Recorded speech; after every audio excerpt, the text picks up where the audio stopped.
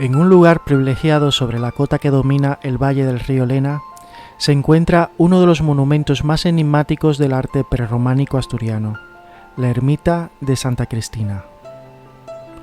Su origen probablemente sea visigodo, pues el edificio actual data del siglo IX, que correspondería al reinado de Ramiro I. Es por ello que se califica de estilo ramirense, al igual que los monumentos de Naranco.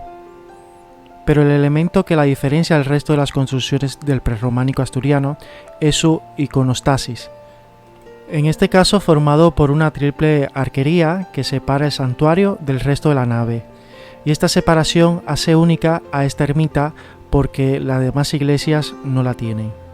Este arco, que servía para separar lo sagrado de los fieles, es de influencia bizantina y un elemento muy frecuente en templos ortodoxos. Los materiales que se utilizaron en el iconostasis fueron materiales reciclados de construcciones anteriores, como por ejemplo los dos canceles y la barrotera, que data del siglo VII, de manufactura visigoda. Esta era una práctica muy habitual en la monarquía asturiana, en la que se construían iglesias sobre lugares de cultos anteriores y de esta manera se reaprovechaban los materiales existentes.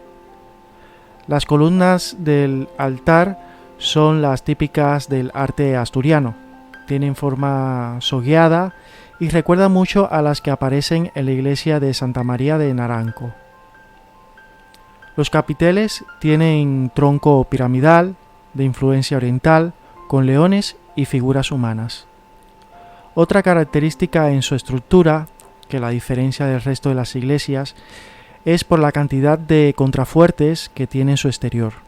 Ninguna iglesia tiene tantos y es por ello que algunos le llaman la iglesia de las esquinas.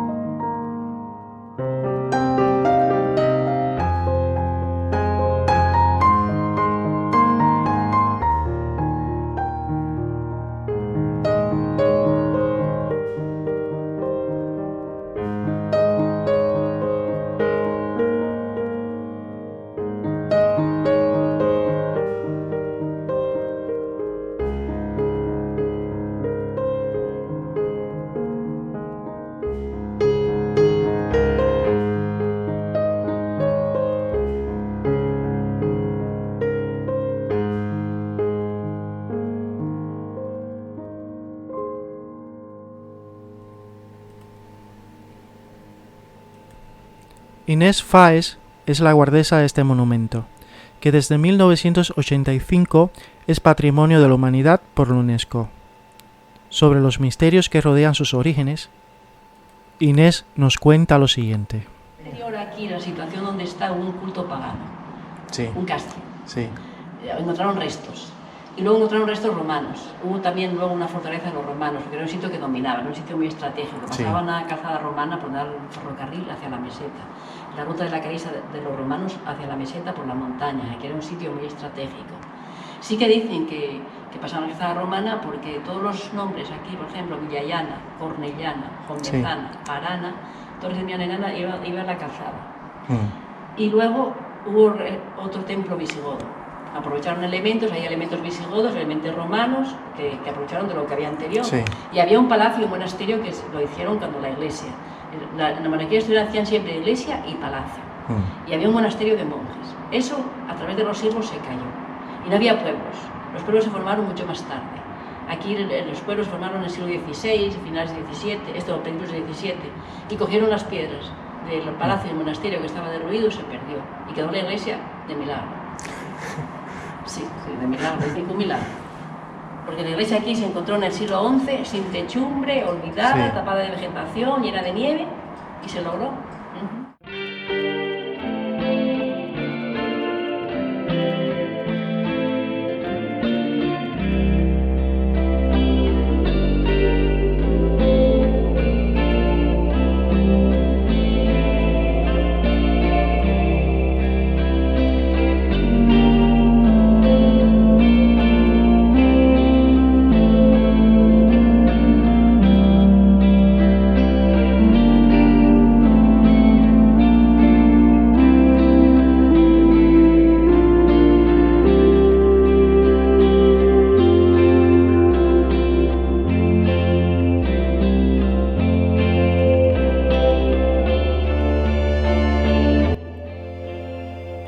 Algo que nunca he leído ni escuchado sobre esta ermita es sobre su orientación astronómica, y que durante nuestra visita no he podido dejar pasar por alto, pues resulta que el eje de la planta no tiene la típica orientación norte-sur, sino que tiene una desviación de 41 grados respecto al norte.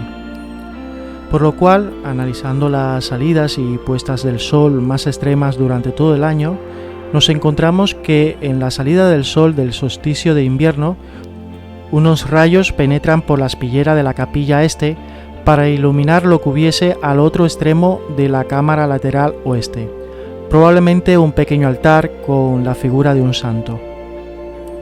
Ese es el motivo del por qué la espillera tiene tan poca altura, para poder tener el ángulo necesario para que los primeros rayos del sol alcancen el otro extremo. Por contraparte, los últimos rayos del astro rey en el solsticio de verano atraviesan la ventana trífora de la cámara oeste para iluminar en el otro extremo lo que hubiese en la capilla este.